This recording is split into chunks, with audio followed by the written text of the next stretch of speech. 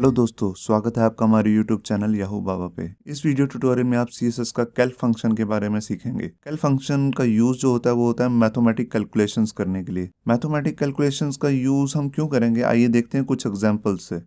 जैसे यहाँ पर हमारे सामने एक क्लास है A और हमने विड्थ दी है उसकी 100% -1 EM। ये कैलकुलेशन का एक एग्जाम्पल है। दूसरा एग्जाम्पल देखिए यहाँ पे, जैसे हमने यहाँ पर लिया है 100% डिवाइडेड बाय 2, मतलब कि उसका हाफ, मतलब कि विड्थ हो जाएगी 50%। एक एग्जाम्पल यहाँ देखिए, जैसे हमने बैकग्राउंड इमेज ली है और उसकी पोजीशन हमने एक्स एक्सिस और वाई एक्सिस सेट करने हैं।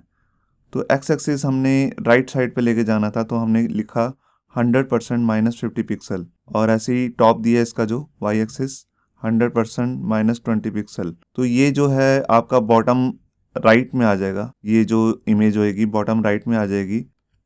यहाँ देखिए फोर्थ एग्जांपल, यहाँ पर हमने कलर लिए HSL मोड में। हमारे कलर मोड होते हैं HSL, तो उसमें हमने यहाँ पर H दिया ह्यू, सैचुरेशन और आपका लाइटनेस। जो सैचुरेशन था उसके लिए हमने यहाँ पर मैथमेटिक कैलकुलेशन की है 2 × 25, इसका मतलब हो जाएगा 50%। तो आप समझ रहे होंगे कि हम कैसे कैलकुलेशन कर सकते हैं। अब मैं आपको इसके अंदर बताता हूँ कि हम इस कैलकुलेशन के अंदर कौन कौन से अर्थमेटिक ऑपरेटर्स यूज़ कर सकते हैं। यहाँ देख रहे हैं आप, एक लिस्ट है। हम इसमें एडिशन कर सकते हैं, सब्ट्रैक्शन कर सकते हैं, मल्टीप्लिकेशन कर सकते हैं और डिवीजन कर सकते हैं। आइए देखते हैं इसे प्रैक्टिकली हम इसे एक्चुअल लाइफ में कैसे यूज़ करेंगे।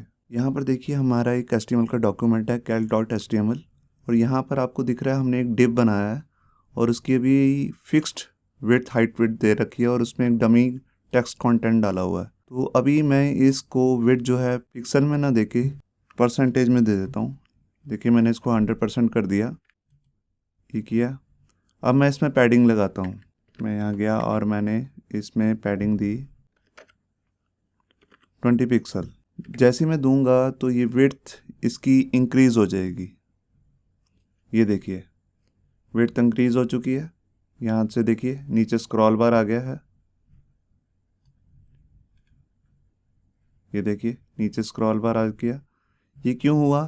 क्योंकि इसकी विड्थ बढ़ चुकी है 100% प्लस यहाँ से लेफ़्ट की पैडिंग प्लस राइट की पैडिंग जो होगी 20 और 20 40, और आपका बॉर्डर की भी विड्थ आ रही है इधर से, तो 140, मतलब कि आप लगा लीजिए 100% प्लस 42 पिक्सल, ये इसकी टोटल विड्थ हो चुकी है। तो अब मैं इसको कम कैसे करूँगा मैं आपको बताता हूँ। यहाँ पर कैल्क फंक्शन लगाऊंगा, तो मैंने यहाँ पर यूज़ किया कैल्क फंक्शन और उसके अंदर 100% में से माइनस कर दी आपकी 40 पिक्सल। 40 पिक्सल मैं आपको डिफाइन करके समझ सकता हूँ। लेफ़्ट से पैडिंग आ गई 20 पिक्सल, राइट से आ गई 20 पिक्सल, इसको भी मैं माइनस कर देता हूँ। ये देखिए, और इसमें मैंने माइनस कर दिया आपका 1 पिक्सल बॉर्डर लेफ़्ट से, और फिर माइनस कर दिया 1 पिक्सल बॉर्डर राइट से। ये टोटल मैंने माइनस कर दिया। अब नीचे स्क्रॉल बार नहीं आएगा और डीप पूरा जो हमारी जो व्यू पोर्ट है उसके अंदर ही हमारे को पूरा नज़र आएगा क्लियर आउट। ये देखिए, अब चाहे मैं इसकी विड्थ कम करूं, यहाँ से देखिए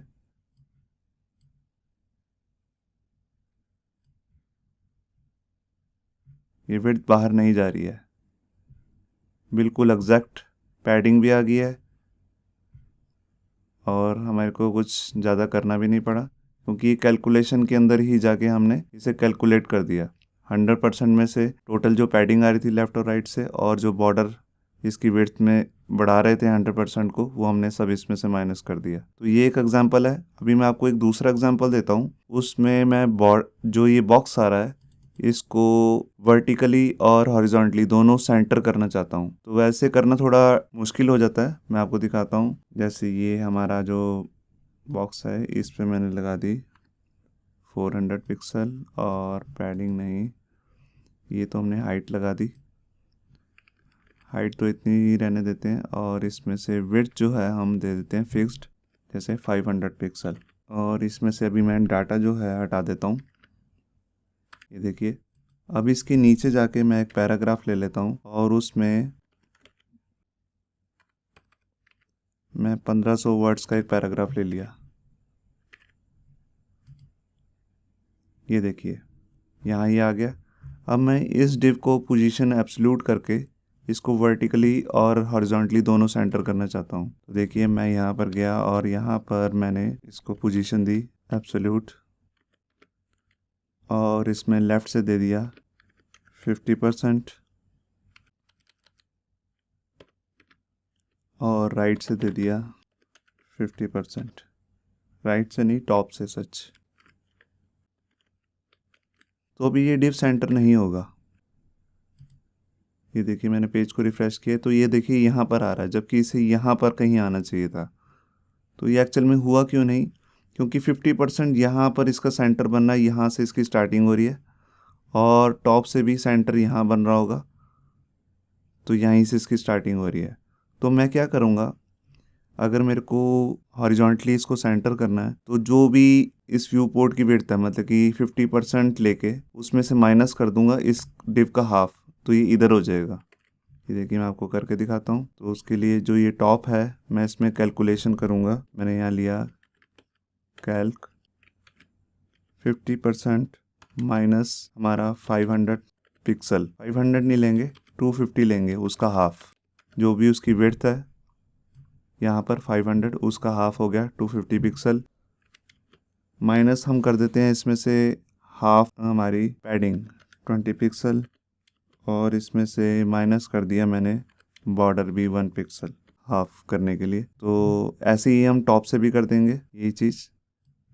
मैं यहाँ से कॉपी कर लेता हूँ और यहाँ से मैंने,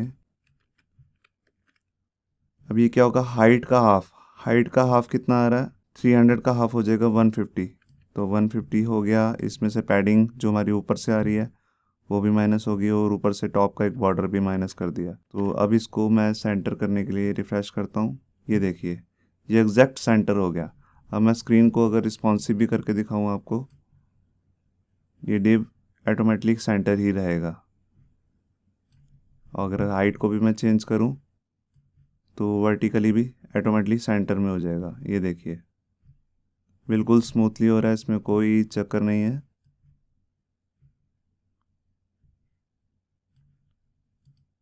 तो ये था एक एग्जांपल हमारे पास कि हम इसे वर्टिकली कैसे सेंटर कर सकते हैं। अब मैं आपको एक एग्जांपल दिखाता हूँ जिसमें मैं बिना पोजीशन फिक्स्ड किए डिव को फिक्स कर दूंगा और पूरा जो लेआउट है वो फ्लेक्सिबल बन जाएगा। उसके लिए मेरे को 3 डिव लेने होंगे। एक मैंने आईडी ले लिया जैसे हेडर,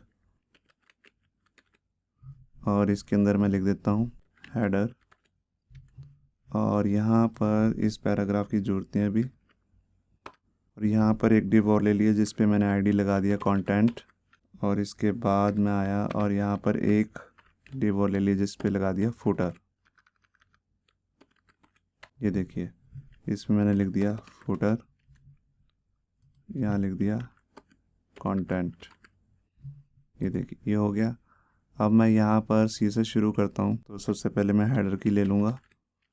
हेडर में ये कलर ठीक है, और यहाँ से ये सब चीज़ें, विड्थ जो है मैंने ले ली, मान लीजिए 100 पिक्सल, 100 पिक्सल नहीं परसेंट, और हाइट मैंने दे दी 100 पिक्सल। बाकी पैडिंग वगैरह सब मैं हटा देता हूँ। अब इसके बाद हम कंटेंट ले लेते हैं, उस पर भी मैंने बॉर्डर लगा दिया, और यहाँ पर कलर कुछ और दे देता हूँ जैसे कि पिंक, और यहाँ पर जो विड्थ है वो 100% ही रहेगी, मगर जो हाइट है वो हम अभी कैलकुलेशन करके बताएंगे। उससे पहले हम यहाँ पर फुटर ले लेते हैं। फुटर में भी मैं बॉर्डर लगा देता हूँ, और यहाँ से इसमें जैसे मैंने दे दिया ग्रीन, और यहाँ पर इसकी विड्थ भी यही है और हाइट भी 100 पिक्सल ही है। अभी मैं इतना ही चेक करता हूँ पहले। ये देखिए यहाँ पर हमारे पास ये तीनों आ रहे हैं, और ये ऊपर से जो हेडिंग आ रही है इसको हम रिमूव कर देते हैं। तो यहाँ से मैंने हेडिंग ये रिमूव कर दी। अब इसके बाद मैं चाहता क्या हूँ कि जो जो कंटेंट है वो पूरा नीचे जितनी जगह रिमेनिंग बची है वो उतनी हाइट ले ले। तो उसके लिए मेरे को कैलकुलेशन यूज़ करनी पड़ेगी। अगर मैं यहाँ पर जाके हाइट में 100 VH लिखूँ तो क्या होगा, व्यू पोर्ट की जितनी हाइट है उसमें आ जाएगी, मगर यहाँ स्क्रॉल बार आ जाएगा। यहाँ देखिए मगर मैं चाहता हूँ ये फिक्स ही रहे, हेडर और फुटर यहीं पर दिखते रहे व्यू पोर्ट के अंदर, और ये बस कंटेंट जितना है वो इसके अंदर ही रहे। तो उसके लिए मुझे क्या करना होगा, जितनी उसकी हाइट है हेडर की और फुटर की वो माइनस करनी होगी 100 VH में। तो यहाँ पर मैं गया और यहाँ पर मैं कैलकुलेशन करता हूँ। इसमें से 100 VH में से मैंने माइनस कर दिया जो 100 पिक्सल हाइट है हेडर की और 100 पिक्सल फुटर की, ये दोनों मेरे को माइनस करने होंगे। तो मैं यहाँ सीधा भी ले लेता हूँ 200 पिक्सल, और यहाँ से अभी मैं चेक करता हूँ, ये देखिए ये हो गया। और जो ऊपर से सारा ये मार्जिन आ रहा है बॉडी में वो भी मैं हटा देता हूँ, मार्जिन 0। ये देखिए ये नीचे से स्क्रॉल बार क्यों आ रहा है, क्योंकि सभी डिव को हमने 100% दे रखी है, उसमें बॉर्डर की विड्थ भी ऐड हो रही है।